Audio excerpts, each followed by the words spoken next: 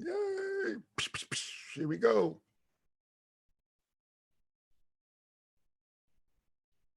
It's downloading. Hey, there I am. Hey, everybody, we live on YouTube. I'm excited to be here. I've had some people in a couple of the Facebook pages attacking me.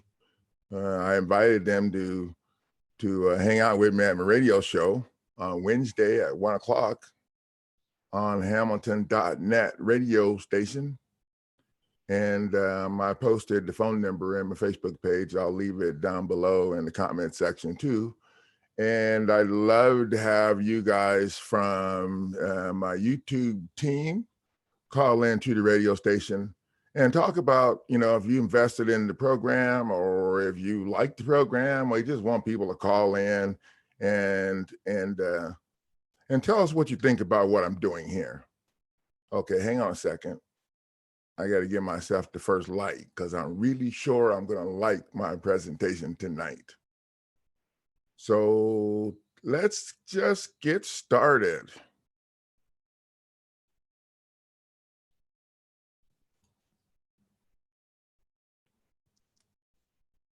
Somebody just liked some of my stuff. Great.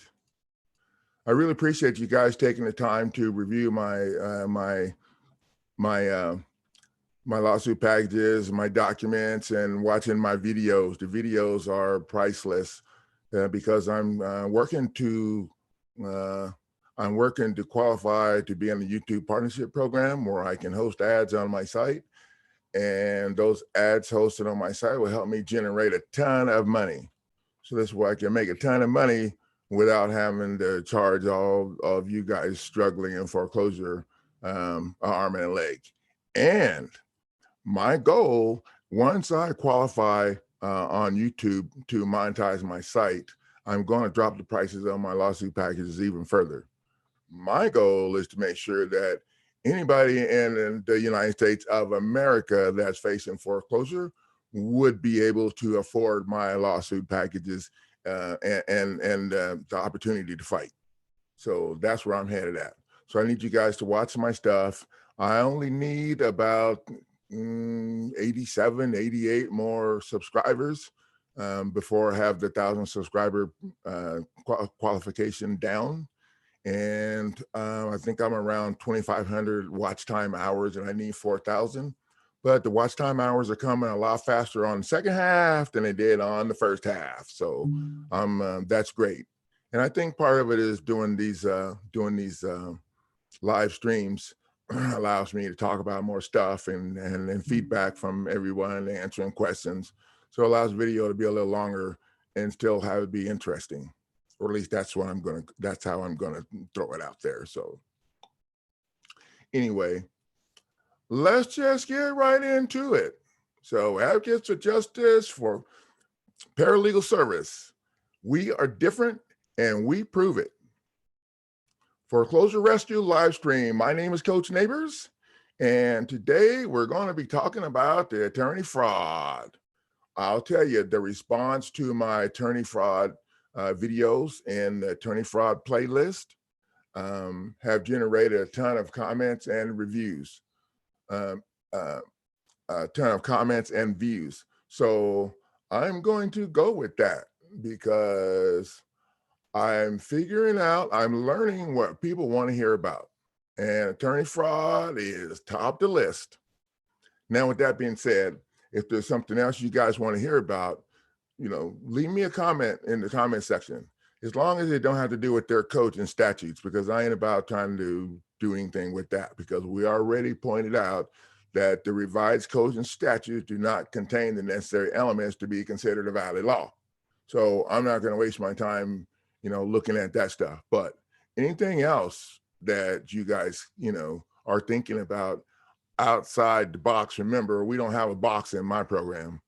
You let me know. If you think it's something that could work or have an idea about another way to get something done, you let me know, because I can take your idea and put it in my computer head and see, we can twist it, shape it some kind of way, form it to what we need to help you defend your property.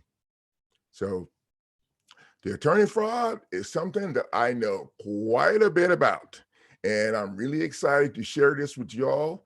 I'm really excited to share with y'all how to kick attorneys' asses, and I love my job. So we're going to start out today with some tips. But first, I want to remind you guys to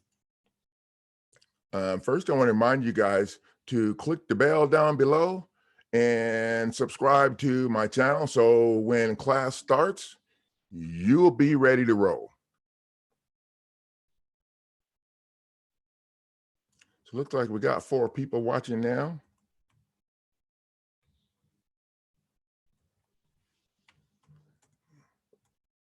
Howdy, guys. You guys let me know who's here. I need to take roll.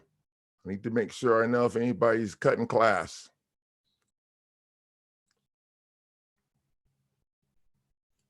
So we're going to get started. So tips. The first tip I want to give you guys, oh my God, I didn't even know where to start. I'm a little late getting on tonight because I had to cut my list short, but we'll get started with the tips. Never answer to the attorney's complaint. Never. You never want to answer to it. What you want to do is you want to respond to it. And I like to respond to it with my jurisdictional challenge with an affidavit.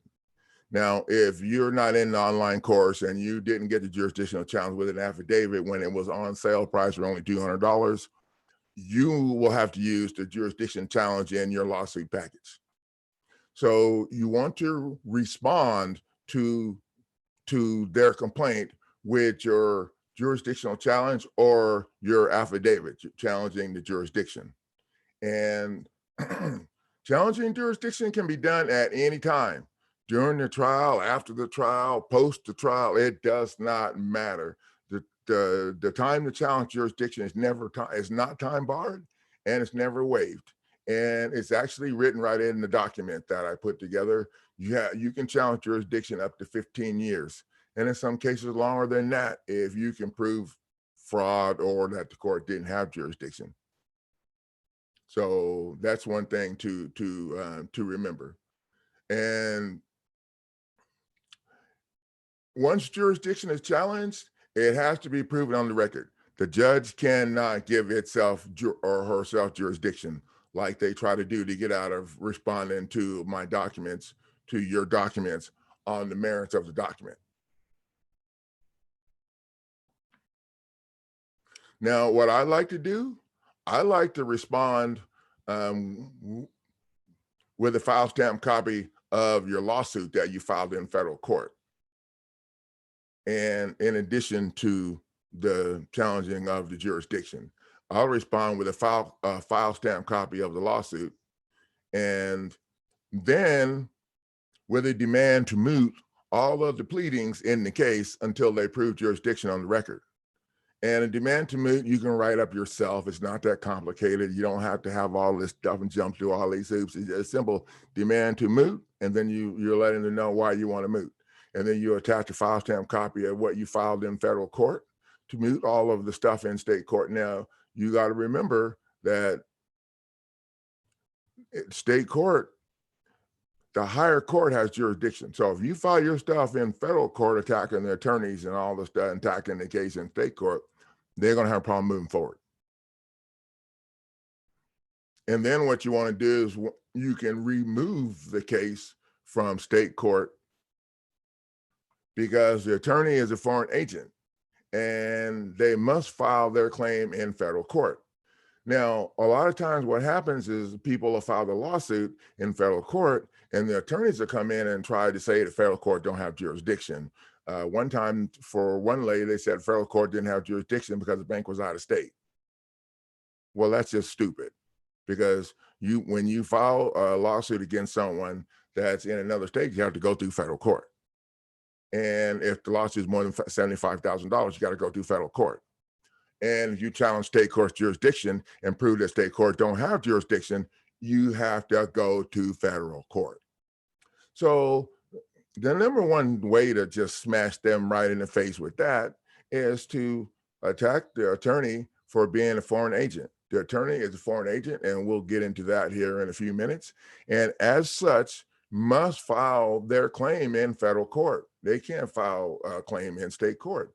That would be like you suing someone in another country in state court. No, that's not the way that goes, or even in another state. So people always believe what attorneys say or what judges say, and they think that's like the end of the road. No, that ain't even nowhere close to the freaking road, because the best way to tell when an attorney's lying is to see if their mouth is moving. I asked my neighbor that one day if she knew how the best way to tell if an attorney's lying, and my neighbor told me he's breathing. And I said, holy crap, remind me not to ever mess with you. Okay, so state court does not have jurisdiction to hear a case filed by a foreign agent. And that's huge. And also, the foreign agents are supposed to register with the federal government, and this is mandated by the Foreign Agent Registration Act, FARA, F-A-R-A, Foreign Agent Registration Act. They're supposed to register, and it is a federal law that was actually enacted. I looked it up, because whether or not it's enacted makes the difference whether or not it's a valid law. And it is enacted. So these foreign agents are supposed to report all this stuff. They're supposed to have all this paperwork for the public inspection, and they're supposed to let people know who they work for, how much money they make, a whole list of stuff, and they're not doing any of it. And if they're not doing it, they are in violation of the federal statute. Yep, the Foreign Agent Registration Act. And look it up. You guys can look it up. I'm not asking nobody to believe me. Look it up for yourself. That's the difference between what I do and what, well, I hate to compare myself to attorneys, okay? But what other people do, okay? Most people don't teach you how to take the ball and get it done yourself. They want to charge you by the hour an outrageous amount. And if you stop and think about it, human nature is going to tell you that if I'm getting paid $300 an hour, I'm not going to be in a big hurry to get anything friggin' done. I'm sure you guys would be the same way. If you was getting paid $300 an hour, you're not going to be in a big hurry to get anything done. Now, that's just part of the problem. The other problem is bar members looking out for each other, throwing everybody else under the bus. So there ain't nothing going to get done, even if you pay me the $300 an hour, if I'm a bar member, because we'll get into that next. The Bar Association is a foreign body. The American Bar Association is a foreign union. Its members all work in collusion with Israel, the Britain Empire, the Vatican, and the Rothschild and Rockefeller banking empires, Congress, and the elite to undermine the United States of America. All the attorneys are agents of the foreign power who swear allegiance to that foreign power, the Queen of England. I know this all sounds stupid, but this is the deal. And until you figure this out and learn this, you're not going to be able to control them, because this is what you need to control them. Going to court, going to foreclosure court, talking about the banking system is not going to help you. It's not going to help you. So all lawyers must file a written notice of appearance in every court case they represent. Now, this is interesting, because if you're going after the attorney as being a foreign agent, then you want to attack his notice of appearance. And I would, keep it in mind, we're not using a box here. We don't think outside the box. We don't have no box. So if the notice of appearance is what is allowing the attorney to proceed in court as a foreign agent in state court as a foreign agent, illegally in state court as a foreign agent. You see where I'm going with this? Then I think a motion to strike that notice of appearance is in order. Oh, wait, you have one of those in your packet if you invested in the lawsuit package. And of course, if you invested in the online course, you have everything that I have in my inventory that you would need. As a matter of fact, if you enroll in the online course, you will get everything you need to do what I'm doing, helping other people. You will get everything you need to protect your rental investments or whatever you need to do. Everything will be included in there. And I'm still adding some things to that lawsuit course. So the agent has to request permission from the court as from the corporate court, and all the courts you're in are corporate courts. So basically you're in an administrative court, and most people have no idea about this. And everybody wonders, why the hell is it that you have no rights? And why the hell is it that the judge ignores you and just mows you over? Is because you're in an administrative court. And the best way, and this is my opinion based off of helping people in the Facebook page from all over the country, okay, the best way to manage that situation is to force the court to be in a judicial court. And the way you do that is as soon as they violate you with their administrative procedures, ignoring the Constitution or your rights, as soon as you're violated, you need to step up and address it and take it up with the judge or the clerk or whoever it is that's interfering with your ability to have your day in court. If you don't, they will continue to violate you all the way until your stuff's kicked out, totally out of the court. So if, and this is one of the things that I try to tell people. People spend so much time running around, beating their head against the wall, trying to make their stuff perfect so that they don't get laughed at in court. Well, newsflash, you're freaking getting laughed at already because they're taking your shit and you have no idea what the hell you're supposed to be doing. So what you need to understand is that these attorneys and the court, the judge, the clerk, they're all making you follow all of these rules, but they ain't following any of them. The attorney ain't following none of the rules, and neither is the judge. The judge ain't following the rules either. At the end of the day, it's not going to be about what they said you did or didn't do. At the end of the day, what it's going to be about is you attacking them for them unlawfully tossing you out of court and interfering with your ability to have justice. So people need to understand that your contract with a lawyer gives him or her your sovereign power of attorney to represent your best interest. And he immediately uses it against you by confessing to the judge that you will accept the jurisdiction and the decisions of the corporate court. So much for winning your case on appeal. As a matter of fact, most people don't have any grounds for an appeal unless you're in my program and you filed your lawsuit against attorney as an M1 defendant and the law firm as a second defendant to block anybody from the law firm from helping the attorney.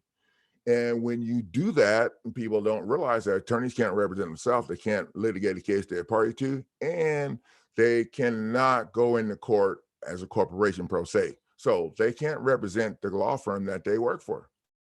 And the problem they have when they try to hire somebody, when you back them in this nice little corner, is that the problem they have when they try to hire somebody is the new attorney, once the new attorney finds out you're going after them for wrongful foreclosure, breach of contract, and for illegally foreclosing as a third-party debt collector, the attorneys want nothing to do with it because the new attorneys that they try to hire, they don't want to get in it because they know that they're doing the same crap to people.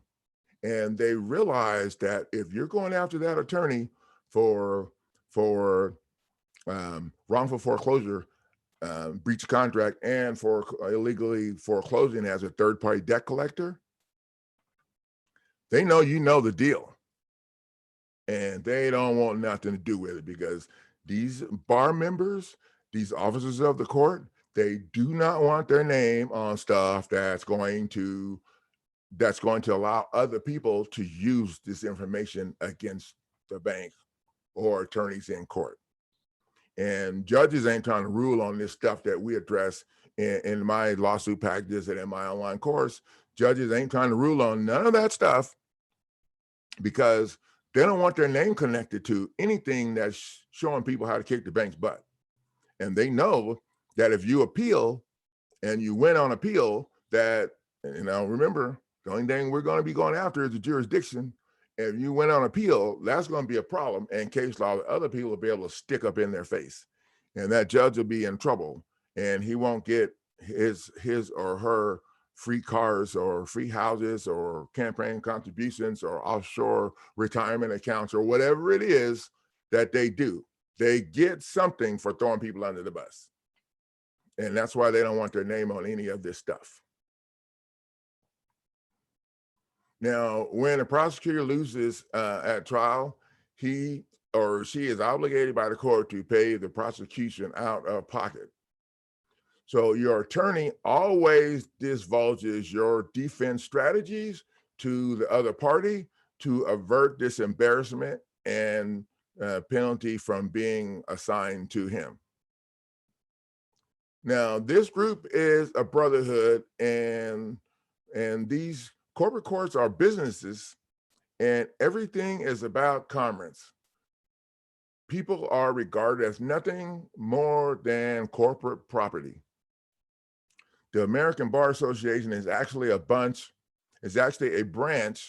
of the National Lawyers Guild Communist Party, which can only be located in the hard copy printing of 28 U.S.C. 3002, Section 15A. So the online version of Title 28 U.S.C. has been altered by the Attorney General to read something entirely different. Apparently, because this fact was recently shown up in too many private petitions and memorandums of law. So to become a member of the Bar Association, applicants must attain a doctorate in law or the equivalent thereof and pass an examination designed to test the depths of their indoctrination.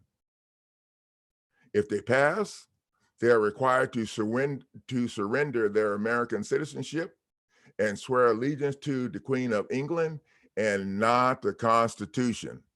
And this is another reason why attorneys ain't trying to help you and do anything that's connected to the Constitution. Now, this means that all card-carrying American lawyers are foreign agents, liars, traitors, and communist parties. No wonder Jesus warned us about the lawyers. So I do a lot of research, and I run across some cool stuff during the research. And while I was looking up stuff for this attorney situation, I ran across this next thing we're going to talk about. It's really cool, and I'm going to share it with you guys. This is from Judge Dale, and I don't charge anything for other people's stuff. If I use it, I put it in the free stuff website. I have a page that says, it has a big sign that says free stuff, and I think I have about 10 or 12 documents in that free stuff file that people can use. And one of them is actually a lawsuit that people can use for foreclosure. It will take a little bit of personalization, but it's in there. But the funny thing is, I don't think anybody's ever went to it or downloaded anything from it, because most people get so emotionally wrapped up in going after the bank and the lender and the servicer and all this stuff, and they have this stinking hardest time understanding that it's not the lender that's after you. It's not the lender. When you get to the foreclosure process, the lender's already charged it off their books and claimed it on insurance, and and illegally sold it to third-party debt collectors as an alleged debt. And when I say illegally sold it, the reason I say that is because if you understand GAAP, the accounting principles, the banking laws that they're supposed to follow, once they charge it off and write it off the insurance, there's no place on their books to put any profit. So the money that they make from selling these illegal alleged debts to third-party debt collectors, where's that money go? Sounds like income tax evasion, money laundering, wire fraud. Yeah, it sounds like all of that stuff, because that money don't go in the books where it's supposed to be, and it's not included on, I'm sure it's not included on their tax statement, because at the time they did the tax statement, they didn't do all that.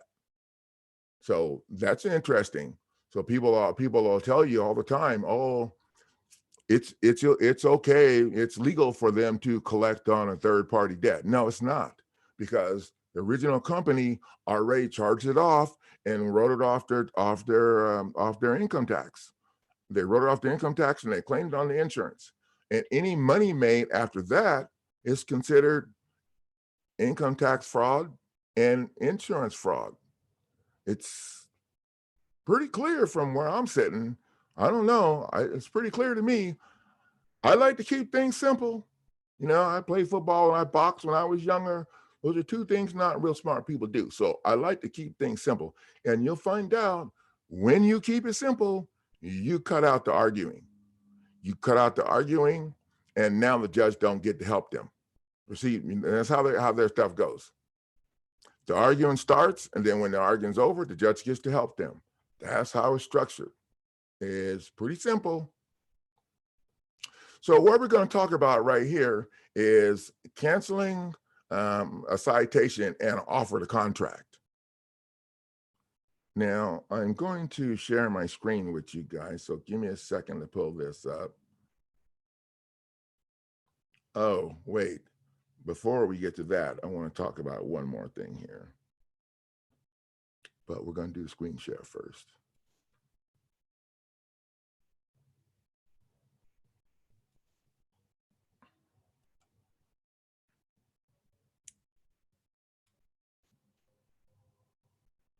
Okay, so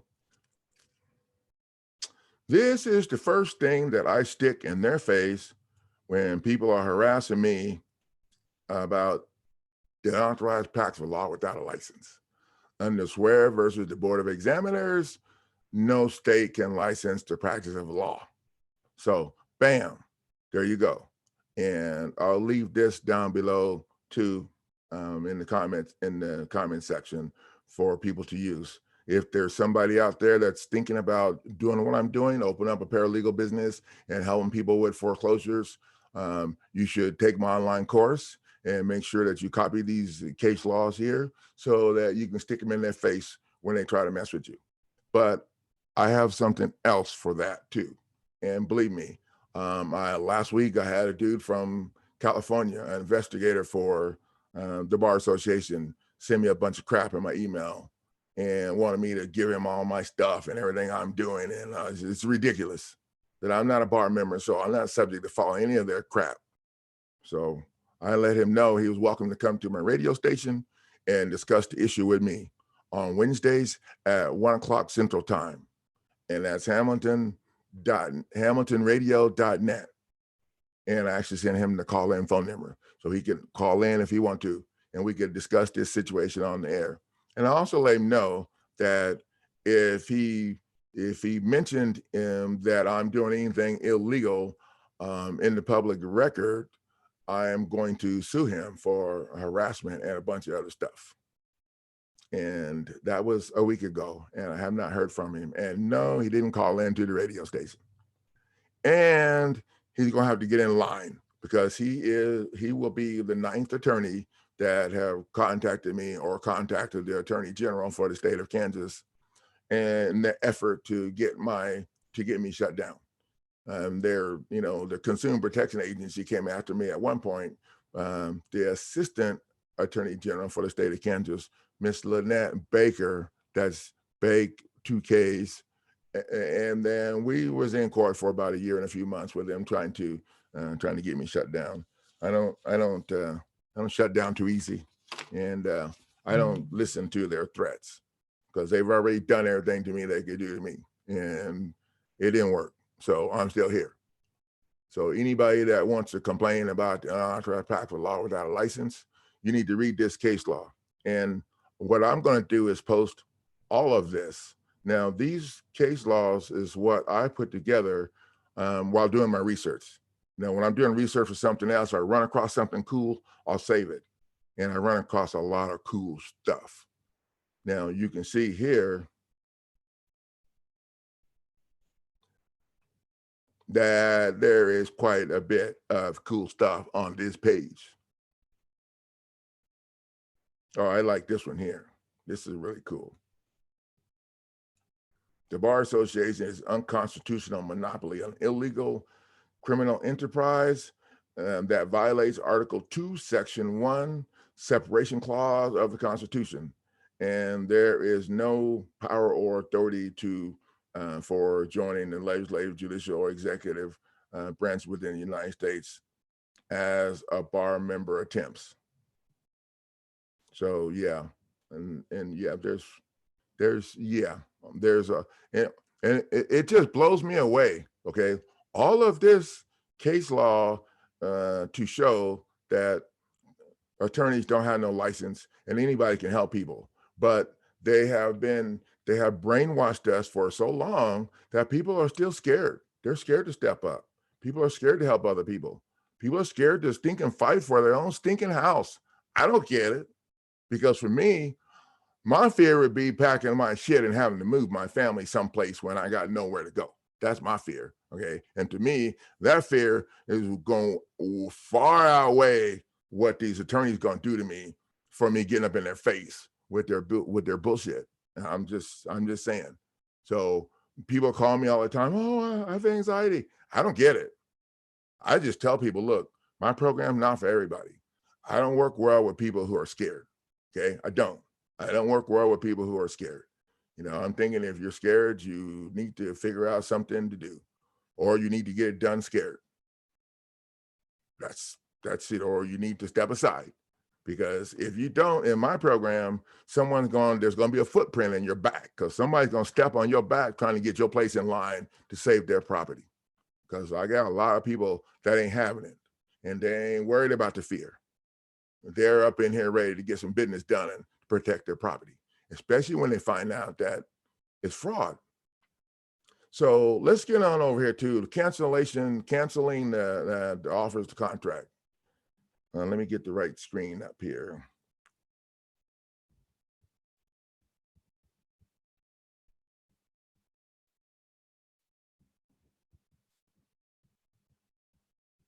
There we go.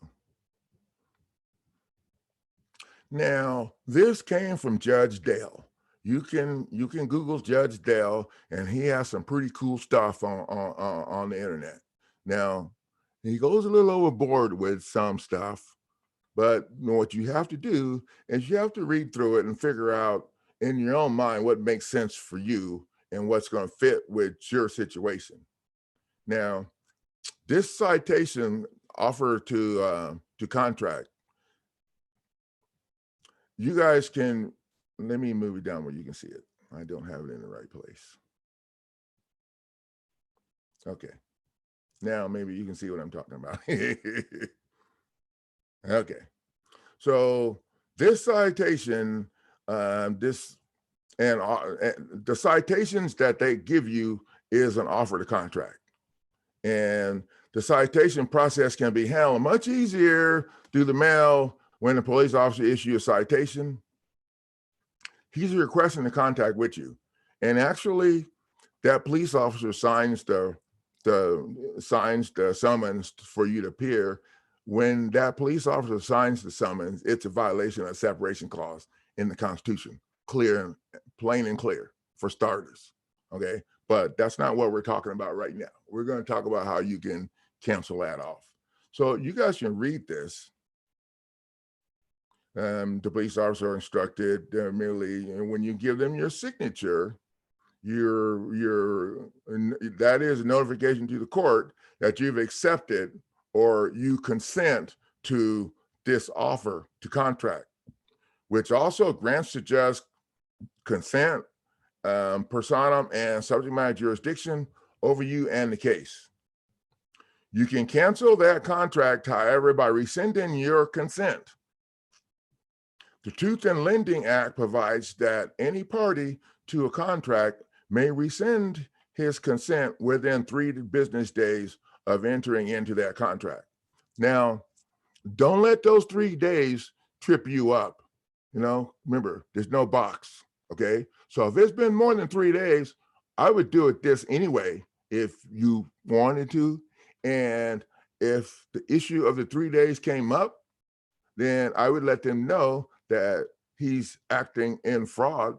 So there's no time limit on when you can actually rescind the contract if you can see that it's fraud. So there are so many ways to get around the crap that they stick in your face, because the crap that's sticking in your face is illegal and it's fraud.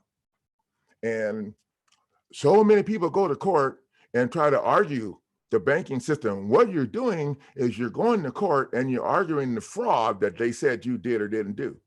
So it's fraud from the beginning, it's fraud in the middle, and it's fraud on the end. So no matter how much arguing you're going to do, and this is why they just ignore you, it don't matter how much arguing you're going to do, it's still shit. It's fraud. So if you go into court and you arguing the servicer this and the servicer that, the whole thing is fraud. And the attorney and the judge knows it. And that's why they just mow you over, because the judge knows that the loan was created with your signature. The judge knows there's no contract signed on the record. And what they're claiming is the contract is only signed by one person, and that's the attorney. The judge knows all of that. But when you go in arguing the banking side of things, the judge assumes that there was a contract, or you'll be arguing something else. And if you roll with me, you're never going to go into court with my stuff defending yourself for what they said you did or didn't do. That's no. No high-dollar attorney is going to put their client through that crap. Okay. What makes better sense would be to attack them for the crap that they're doing that robs the court of jurisdiction, and hold them accountable for the wire fraud, the money laundering, all of that list of stuff that we mentioned earlier. Yeah, you can do that. You can sue them for all of that. And I would sue them for their assets and their bar license. Yep, there's no box. Now, this process, I used this process twice. And the first time it worked great for one of my bosses who was being sued by a disgruntled employee who was an idiot. And I actually wanted to punch this dude in the face myself. But I didn't want to go to jail. So it was better for me to help my boss smash his butt, and he did. And then the employee came back and tried to sue him for something else. So we did the same thing. But this time it was a little bit of a problem because my boss was representing himself in court. And as a corporation, you can't do that. So they kind of threw it out and forced him to hire an attorney. And he actually, I didn't know how things ended, but if you're not a corporation, then you ain't got to worry about that. So now this process for the citations can also be used for other stuff. And we're going to talk about that right now. So, and like I said, I'm not asking you to believe me. Do your own homework. I'm giving you guys a starting point from which to start. Now let's finish the contract thing down here. So you can see that they want you to write across the face of the citation or the offer of the contract these words, and then they want you to do it in blue ink. And and you sign it. So this gives you the whole the whole rundown on what you need to do. And I'll copy this and paste it also in the comment section down below so you can use it.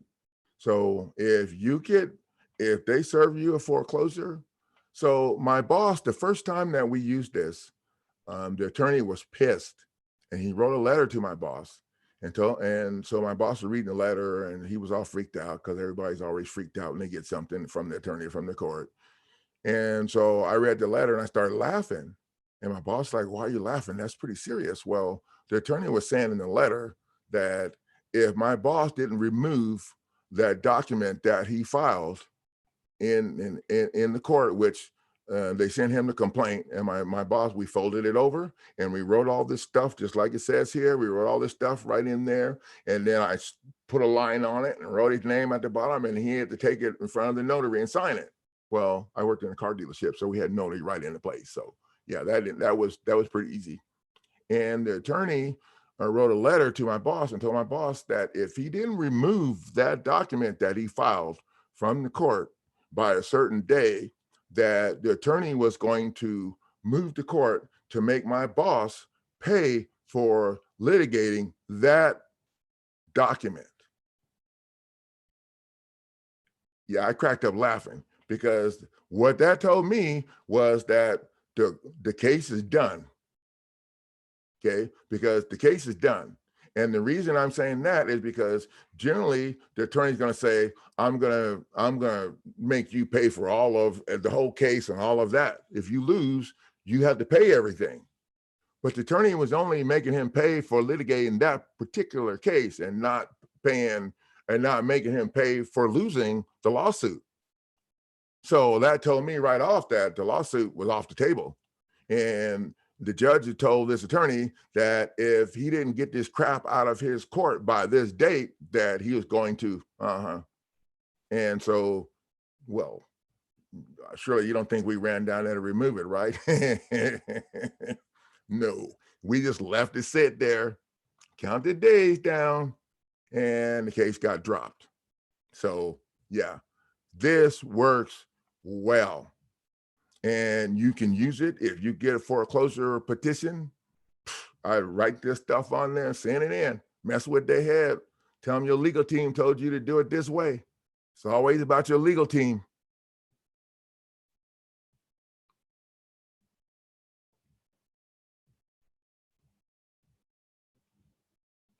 So you guys can read that. I'll leave a copy of it down below. It's kind of long. So here's where it talks about the summons and lawsuits. Summons and lawsuits processes, whether it's defined in civil or criminal action, is once again an offer to contract. Despite what the words are used to commend your appearance or response. To be canceled, just follow the same procedure as the citation situation above, and $1 million lawsuit is no different than a citation, and both can be canceled. Hard to believe, right? Keeping it simple. Okay, so where else are you going to get this kind of shit? Yep, on this channel. So if you ain't subscribed yet, you better make sure you subscribe so you can keep up.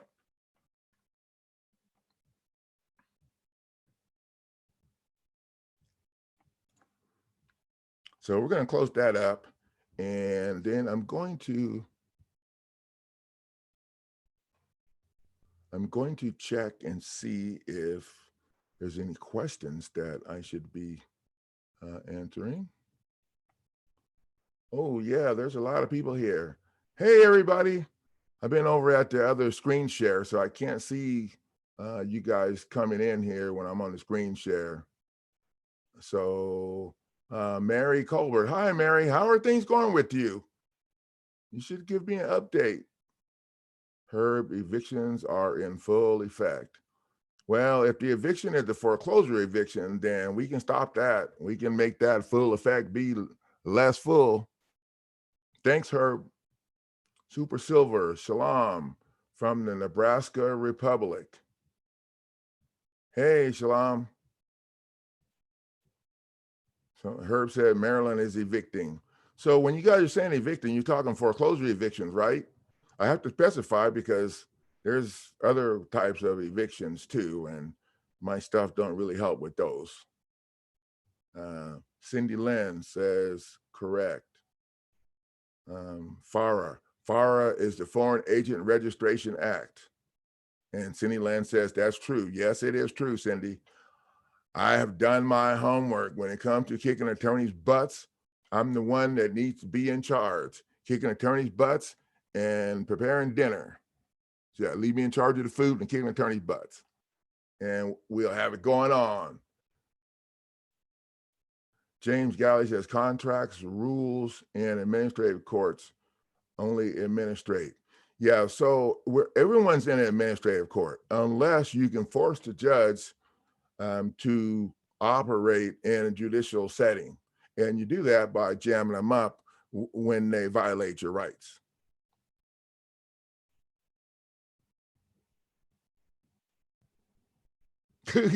James Galley said, true words, guy. Lawyers represent incompetent people. Yeah. And you know what? They throw us under the bus totally. MYX Capital, Zombie Corpse. Represent Time Traveling Santa. Okay, correct, on point. Thank you, Cindy Lynn.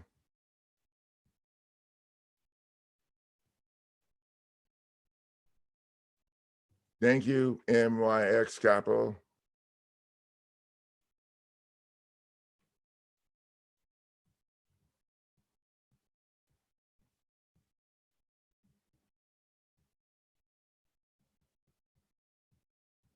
Super Silver says, do a notice of mistake and resend your signature. Well, we're going in a little tough. We're going in a little tougher than that. Notice of mistake would allow them to argue. So that's a good idea, but we're going a little stronger than that. So there ain't no arguing. So let's just get back over here so we finish up, get to the end of this.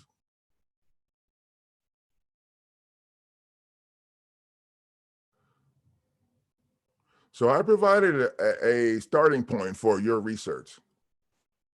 Foreclosures are unconstitutional and a violation of the real estate deed law. And here's why. Now, get your pencils ready so that you can take notes, okay? The foreclosure statute does not have the 3 elements necessary to be considered a valid law and therefore cannot provide jurisdiction to the court to foreclose on your property. And I mentioned this in my last 3 videos. Those 3 elements are: each state constitution mandates that in order for something to be a valid law, it must have an enacting clause, it must have a body, and it must have a title. And the revised codes and statutes do not have those things. And the most important thing is the enacting clause. The enacting clause tells people from what authority the law comes from and who's subject to following it. And we, the people of the Constitution, is the preamble. That is the enacting clause of the Constitution. So if the foreclosure statute that they're using against you is not a valid law, the court does not have jurisdiction. And we addressed that in, actually we addressed that in the online course. The online course, we addressed this issue of the missing elements necessary to be considered a valid law. And we also addressed the fact that there are 6 things missing from the contract that's filed in court.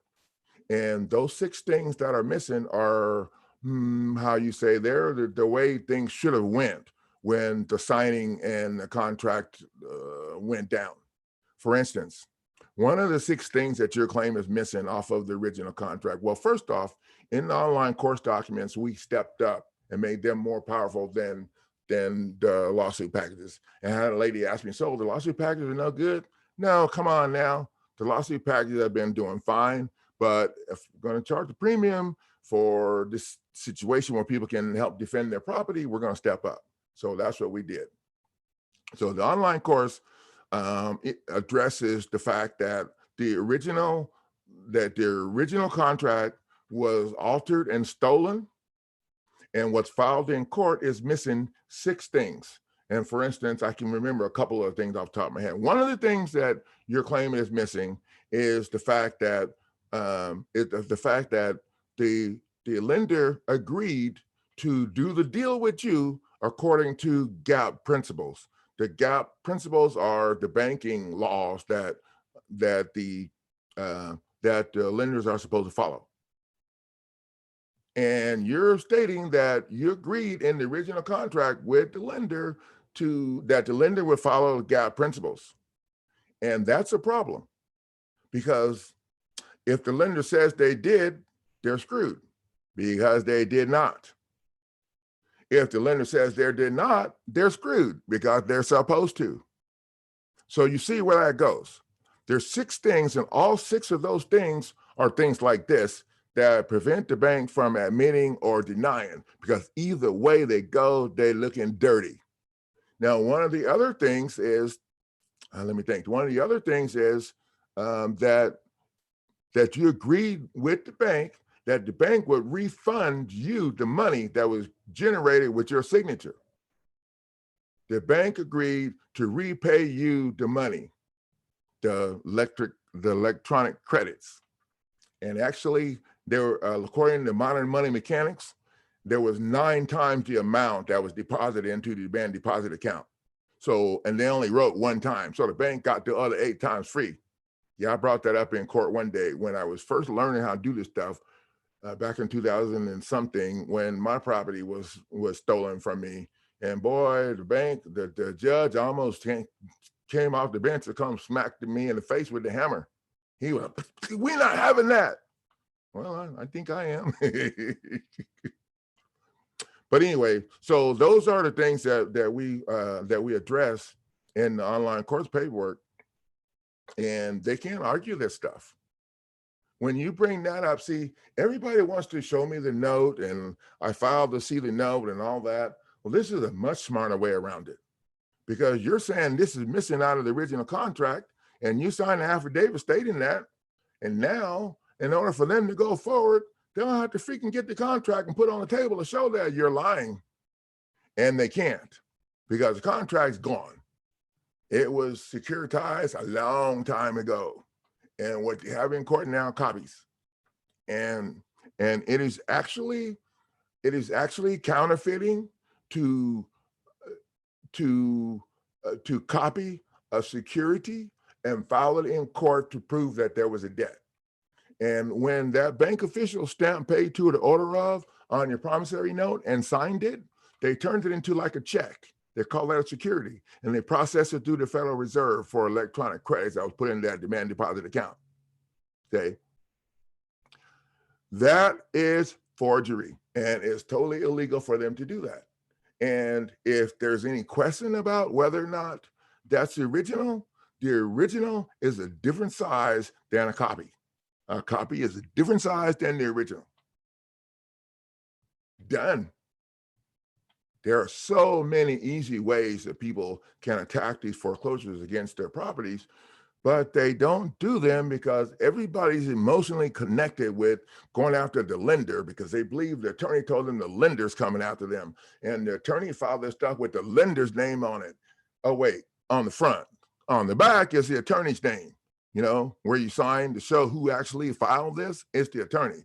But on the front, they lie and say it's the lender, but they had no contract.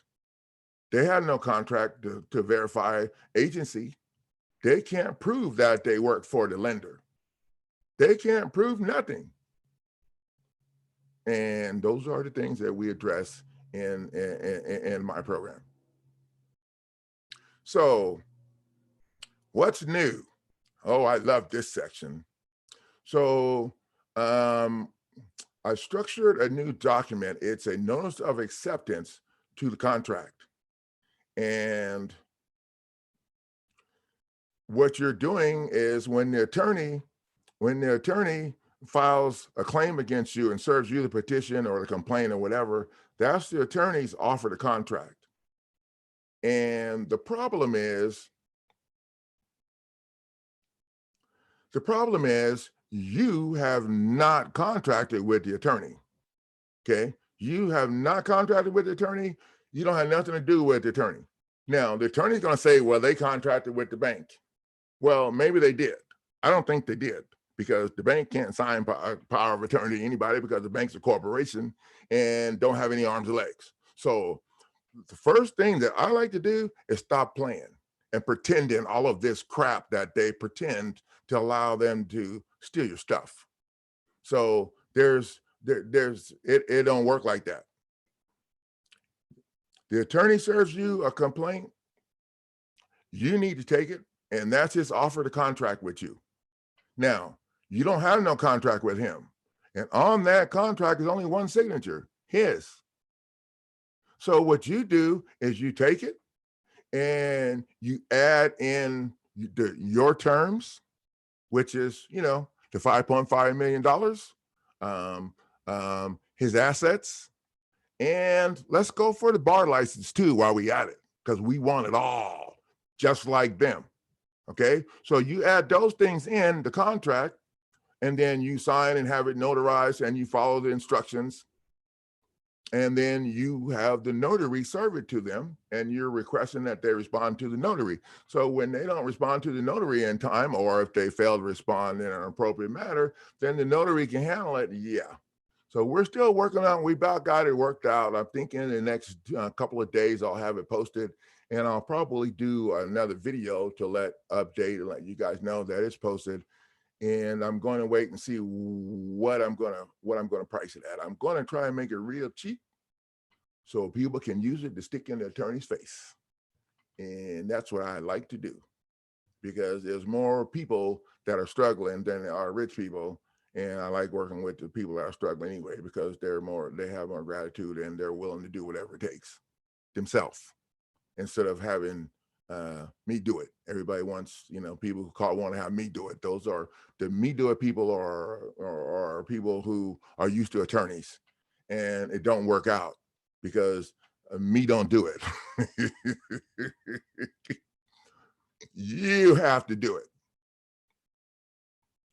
So this document I'm working on, and I'll get it finished up in the next couple of days. Well, actually, I got the document finished up. I just need to get the instructions put together. And I'm talking to a few team members. I've been bouncing this off their head. I'm getting feedback from other people about how I need to, because like I said, this is totally off the wall, and it's totally different. And if you call me and ask me how many have won with this, I'm gonna hang up on you, okay? Because I do things different, and it ain't about how many won or all that.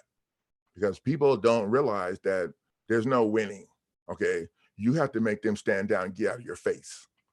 To win, in my book, is having the judge say, oh, we're gonna give you all this stuff. And no, I haven't seen that happen.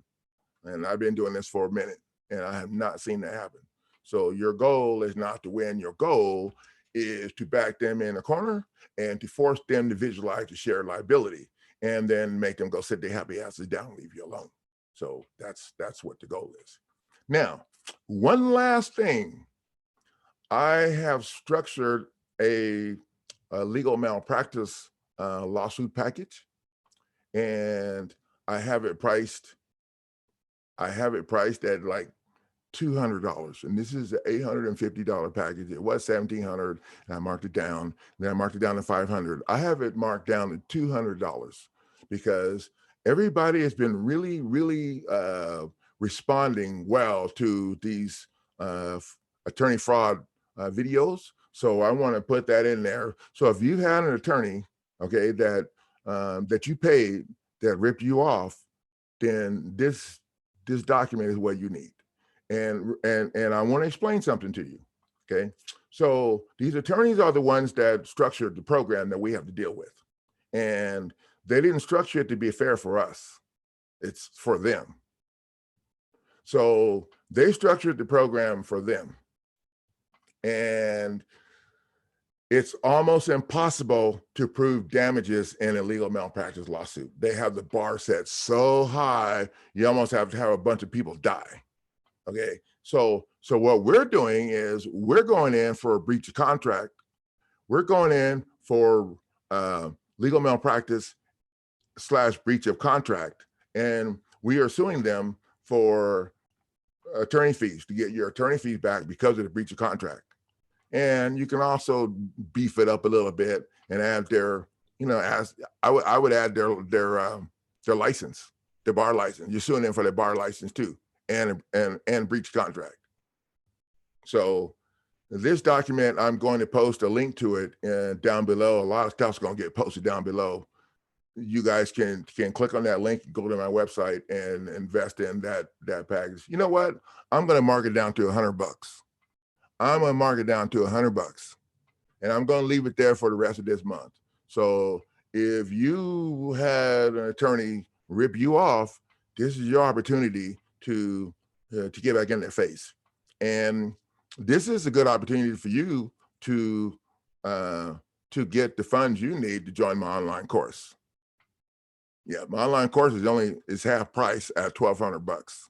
So if you spend more than $1,200 on the attorney, then you can get in their face with this. And I don't know, I would think most attorneys would rather just give you whatever or settle with you than to go to court on this, because most people have everything they need to prove that the attorney breached the contract and didn't protect you in the end. And then all of this stuff that I'm sharing with you today, showing that the attorney is a member of a foreign agent and is looking out for the foreign agency people and not us. All of this stuff that you learned today can be added to that claim to beef it up. So that's something that you guys can look for if you were thrown under the bus by the attorney. So we're going to stop the share now and come back to the window and see if, yep, there's some more people.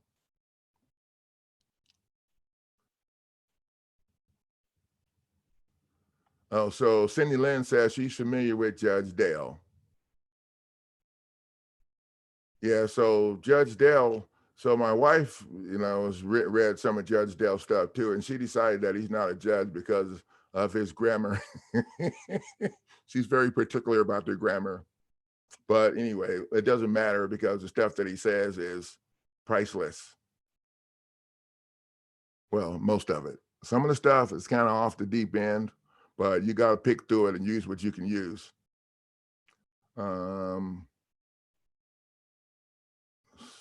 Suppa Silver says you can also apply for a 1099 ABC. Well, you can, but I don't like applying for none of their stuff or filling out any of their forms, because to do that, you're giving up stuff. That's just my personal opinion.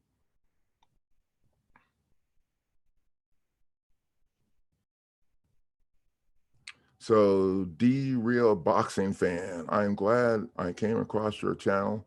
I finished my mortgage, but I registered my deed with New York City. Why should I pay property taxes so high and to pay for the house 3 times in my life?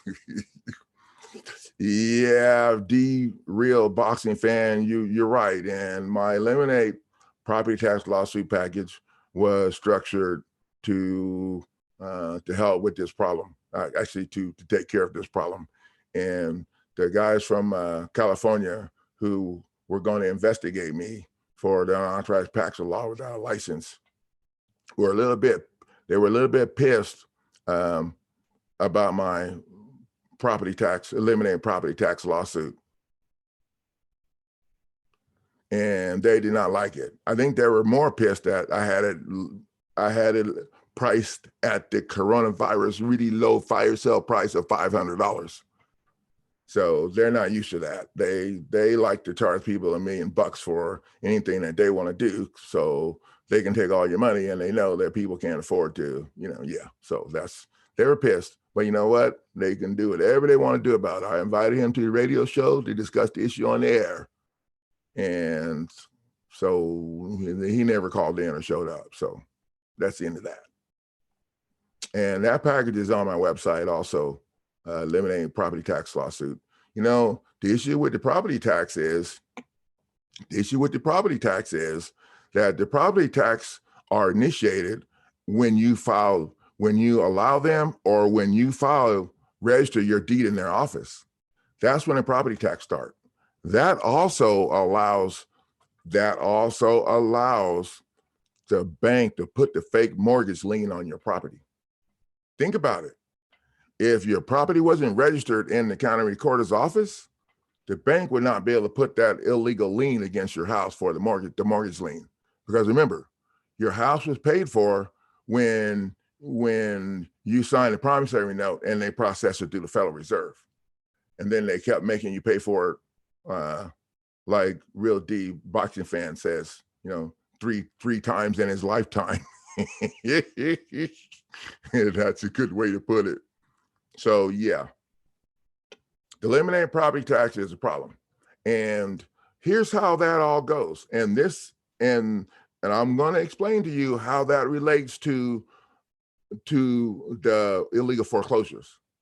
So the way they trick you into getting your deed registered in the office is so let's start with the real estate deed laws. This is what you need to do research. The real estate deed laws for your state mandate that your deed or your title or whatever is supposed to be delivered to you. It's supposed to be delivered to the guarantor after the sale. And it is not. Did you get your deed? No. It got registered in their office. That is what they call their constructive delivery. It's totally illegal because the real estate deed laws state that property, that the deed is supposed to be delivered to you after the property sale takes place. And they don't do that.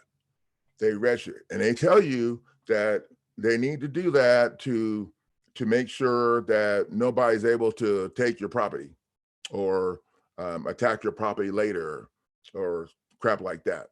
Or they'll tell you that the chain of title has to be secure or you can't sell it. Now, that's true, okay? But if you're not going to sell it, then why would you need to worry about that? You can just do what they do. They do all this shady crap all day long, and then when it's time to sell it, they add the documents in the file to clean it up. So you can do the same thing. Yep, sure can.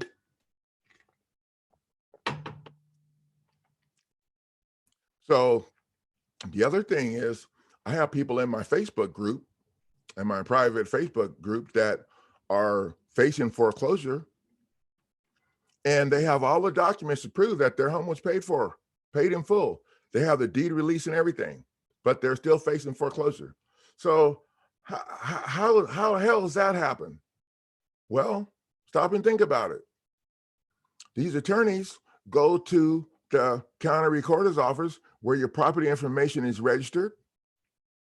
Hey, Ken McGuire out of California. Hey, buddy. These attorneys go to the registered deeds office and they pull up your property information and they get your property information and they write it on a fake assignment, and then they file that fake assignment against your property in foreclosure. Yep, all day long. And back in the day, people used to keep the deed to their property. They would have it notarized and then they'd keep it in their Bible. There was no need to have it. It was simple. Things were simple back then because the attorneys weren't the ones running the show. And in order for someone to come over and take over your property, they'd have to show up with a document that was registered that was notarized before your document.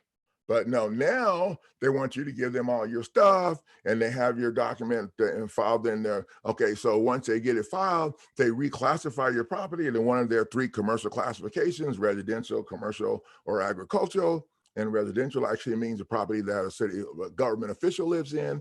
And then once they reclassify your property, because it's illegal for them to tax private property, they reclassify it and then they put the tax on it. And they do all that after they register your deed in office, and they don't tell you about it. And it's totally illegal, because if they're going to take your deed and register it in office, they're supposed to tell you if there's going to be anything to do with that that's going to kick your ass. So they don't disclose that, and that's a problem. And we address that in the documents too.